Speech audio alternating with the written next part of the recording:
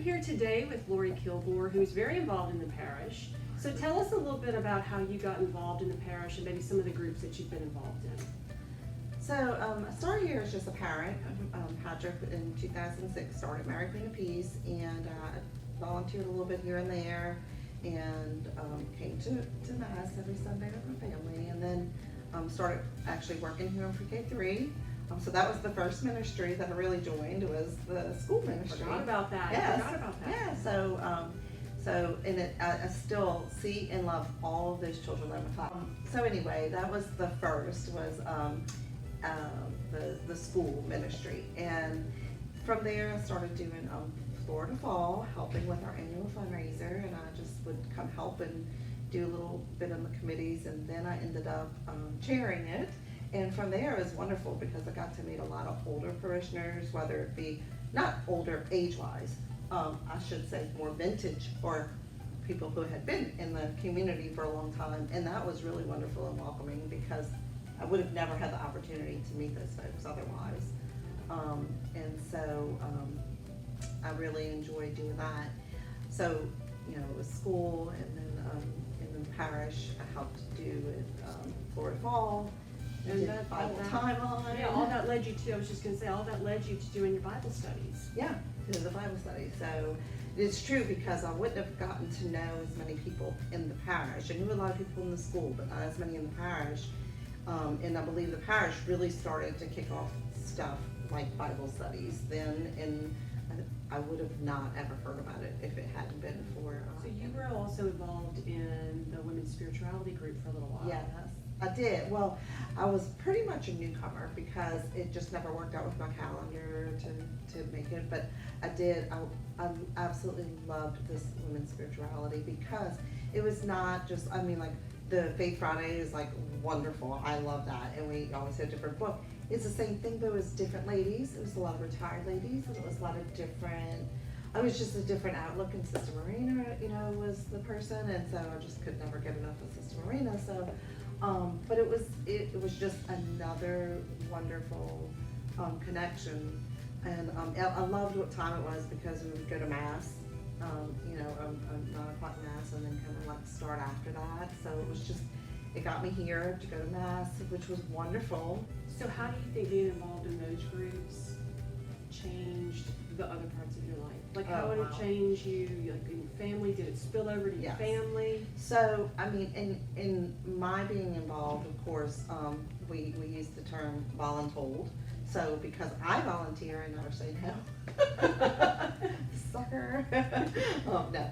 But, you know, then my husband gets brought in with me to do stuff. And so I just think it's so valuable that our parish is offering these things. And so to answer your first question, was the spinoff has been my husband joined, That Man Is You, that's the title of it, right? Yeah.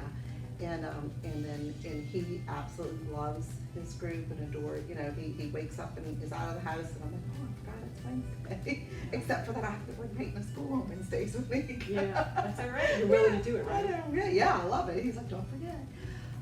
And then, like, you know, my children, my oldest son, Patrick, you know, he was in 8th grade, and I think that it was one of those times when I was like, you know, you need direction sometimes. You need to help your kids find direction. And again, he's the same personality as my husband, and so he's not going to put himself out there as much. And I was like, you know, we've done this beautiful room at Mary Queen of Peace. Why don't you go try it? So finally, you know, it was almost like, okay, guess what? You're getting in the car and you're going, you know. And it was one of those like, this is what you're doing. And so I brought him, and then he just flourished. He just absolutely loved it. Enjoyed being here. It created a different dynamic for him because he was learning about his faith and religion not in school and not from his parents, but amongst his peers. Yeah. And it just brought all that together, you know, in a wonderful way. So it's just been fabulous. Everything, you know, but my boys are altar servers, Patrick's in college, so he's not doing that anymore. But it's just been a great way for our whole family to connect in our faith without, you know, outside of the house. Yeah. And outside of coming to Sunday Mass. It's something for everyone. Well, speaking of Sunday Mass, how has that changed when you come to Sunday Mass now? You're involved, your husband's involved, your kids are involved. When you go to Mass, does it feel different from a community perspective? 1,000%, yes. And it's just amazing because we come to church through all of the Lenten missions we've come to as a family, talking about it on the way home, discussing, the homily, who gave it and what'd you get out of it. And we've tried like a bunch of different things. And during COVID, when that started and we started doing the Mass online, that was such a wonderful experience. It was a different way to receive Mass, and totally 100% missed being in church and receiving the Eucharist.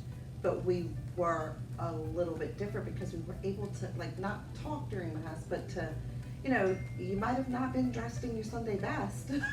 So it was a little bit more on the casual side, but we got to sit around and talk about it after, kind of casually, okay, let me go make my other cup of coffee. And what did you think about today? And what do you miss about going to Mass? And so we just got to experience it in different ways. That's right. Yeah. So, but as far as being in church and seeing my family, connect with a bunch of people in the community, and just feeling like you're a part of the community, not because you're doing things, but just because you're here. And it's just wonderful. All right, so you've been involved in a lot of different things. What would you say to somebody who hasn't joined a Bible study or a group or gotten involved in some kind of ministry because they're a little afraid, they don't know anybody, what's it going to be like? What would you tell them? So, Jodi, you know this because I've sat in your class. I consider myself the remedial Catholic. I feel like I am a remedial, or was more of a remedial student, but it was so good because everybody's so warming and welcoming, and you don't need to know everything. You don't need to know anything. You just come and learn. For me, it's been eye-opening, and I would tell anyone who wants to learn more or feels like they don't know enough and they might feel a little bit intimidated, just join a little group and just sit. You don't have to participate. Just sit and take it in. Just listen. Because the more you start knowing, then it starts, and then you start having a few questions, and then you start realizing there's 15 more people in the class, or 5 more people in the class who had the same question or the same experience. And from that, you start growing relationships with people and the community. And then it takes off from there. Yeah. Well, and the beautiful thing is, Yes. He meets you where you are. He does. Everybody's in a different place. Yeah. Thank you very much.